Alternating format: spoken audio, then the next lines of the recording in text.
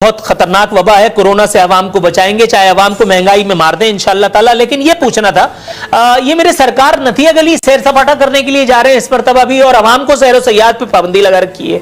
Sir ये बिल्कुल वैसे ही नहीं है कि अंधा बाटे रेवड़ियां और मिले भी अपनों अपनों को। हमने क्या कसूर किया है सर? बिस्मिल्लाहिर्रहमानिर्रहीम। नूरुल्लाह रफीन भाई, बहुत शुक्रिया। आपने बड़ी तफसील से बात की है, तो मैं कोशिश करूंगा कि जो जो बातें आपने पूछी है उसका जिक्र करूं। एक तो सबसे पहले प्राइम मिनिस्टर साहब की बात है। देखिए, वजीर आजम जो है पूरा साल काम करते हैं और दिन में 16 घंटे 18 घंटे काम करते हैं और इस पाकिस्तान के लिए करते हैं। और एक ईद के मौका पर या कोई ऐसा खास मौका आता है, अगर वो अपनी फैमिली के साथ कहीं ईद मनाते हैं, तो मेरे ख्याल से इसमें तो कोई ऐसी बात नहीं है। और दूसरी बात यह कि वो किसी हुजूम को लेकर नहीं जाते, वो किसी पिकनिक के तौर पर नहीं जाते, बल्कि अपना ईद जो है वो जाके अकेले में तन्हाई में अपनी फैमिली के साथ मनाते हैं।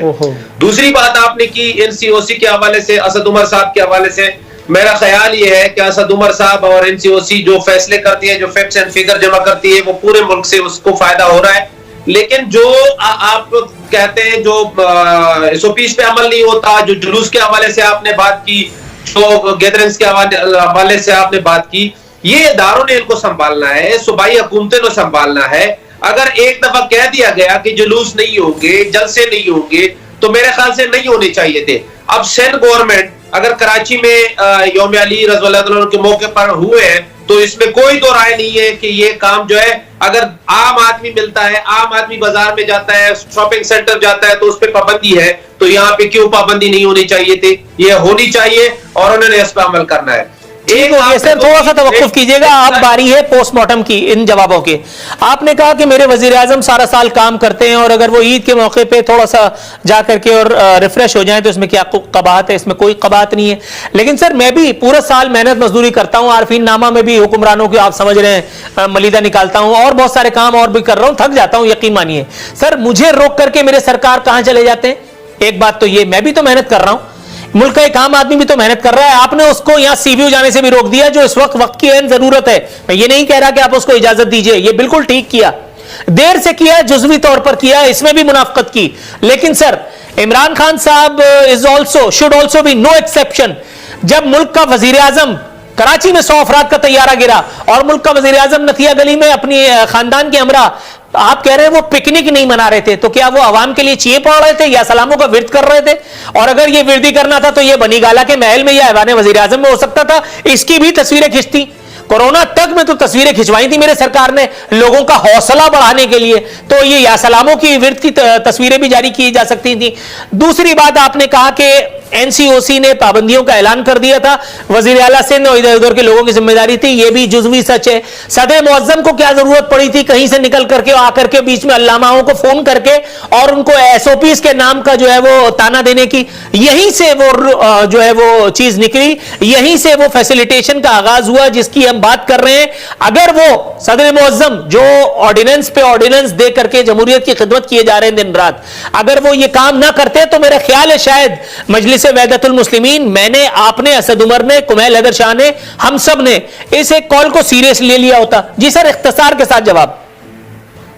जी बिल्कुल, मैं दोबारा नूरुल्लाह रफीन भाई आपसे यही कहूंगा, जहाज का मैं भूल गया था, आपने याद दिला दिया दोबारा। देखिए, मैं समझता हूं कि हम जो कोशिश कर रहे हैं वो यही कर रहे हैं कि इदारों ने काम करना है। अब कराची में जब जहाज गिरा था, वज़ीर आज़म साहब पहले से गए हुए थे, यहाँ पे हम एमएलएज मौजूद है, एमपीएज मौजूद है, वज़ीर आज़म मुल्क के चीफ एग्जीक्यूटिव है, वज़ीर आज़म इज़हारे यकजहती करते हुए कराची से, मुल्क के सबसे बड़े शहर से, जहां से उनके लोगों को भी मैंडेट मिला और वज़ीर आज़म को भी मैंडेट मिला, वज़ीर आज़म नथिया गली से वापस आ जाते, वीजा तो नहीं लेना पड़ता। देखिए, वज़ीर आज़म साहब पूरी तरह बाखबर थे। वज़ीर आज़म साहब ने आकर खुद चीजें नहीं करनी थी, न जहाज को उठाना था। ये सर अलामती चीजें होती हैं। बाखबर तो जो बाइडेन भी था, बाखबर तो नरेंद्र मोदी भी था, टेलीविजन सब दिखा रहा था।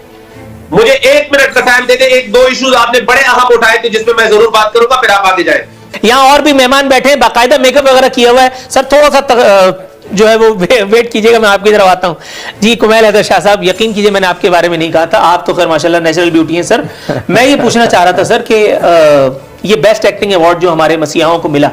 मैं एक बयान पढ़ रहा था वायसराय सिंध का, बल्कि बयान नहीं, उनका साउंड बाइट देख रहा था। उन्होंने कहा कि वफाकी हुकूमत की जो तरजीहात हैं वो हमारी समझ में नहीं आ रही। कोरोना से निपटने के लिए लॉकडाउन कब का कर देना चाहिए था, और ये लॉकडाउन के लिए जो है वो इंतजार फरमा रहे हैं। ये लोगों को जो है वो पहले से जाकर के शॉपिंग कर लेने की तरगीबात दे रहे हैं। सर लॉकडाउन के लिए तो मेरे सरकार बड़े जिसको कहते हैं उछले जा रहे हैं, लेकिन पिछली मर्तबा का लॉकडाउन याद है ना आपको, पूरे 2.5 लाख करोड़ों की आबादी वाले सूबे में खैर से पूरे 2.5 लाख राशन बांटे थे, वो भी मुबैना तौर पर।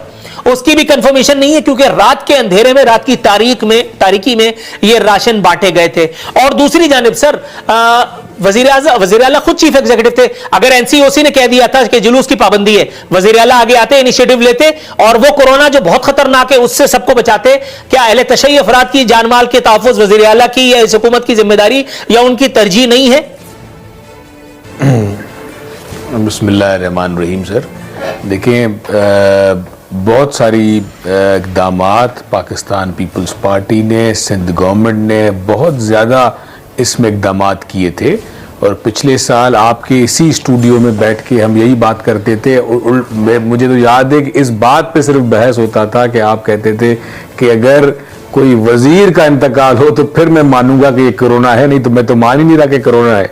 और फिर आपने देखा कि सिर्फ हमारी पार्टी से नहीं, सारी पार्टियों से ये इस तरह अल्लाह ताला उनकी फैमिली को सब्र दे, सब्र जमील दे कि ये एक बीमारी थी और उसी की वजह से ये इक़दामात किए जा रहे थे। जैसे कि कोरोना हम सबके लिए एक नई चीज थी, एक नया पूरी दुनिया के लिए था। जरूर उसमें आप जब एक नई कोई वबा आती है तो उसके लिए आपको लाएमल बनाया जाना पड़ता है, बैठना पड़ता है। तो उस साल जो एक्सट्रीमली लॉकडाउन लगाया गया था उसमें आप देखें पाकिस्तान पीपल्स पार्टी की उसी पॉलिसी की वजह से सिंध गवर्नमेंट को बहुत ज़्यादा पजीराई मिली थी। चीफ मिनिस्टर सैयद मुराद अली शाह साहब को उसमें फौरन जो, नहीं तो ये तो बहुत ही ज़्यादा ही वो फौरन आप दिखाते रहते हैं कि भाई ये उनका ये आया है, रेशो ये आया है।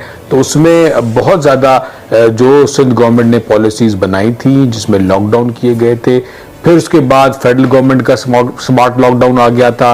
और ज़रूर जहां पे फेडरल गवर्नमेंट और सिंध गवर्नमेंट, और उसमें भी आपको याद होगा कि हर जगह पे हमने पहले वो चीजें की थी जो बाद में फेडरल गवर्नमेंट ने अपनाई थी। वही बात जो हम पहले कह रहे थे कि पहले तो वो कह रहे थे ये छोटा सा जुकाम है, सब ठीक है, जुकाम है।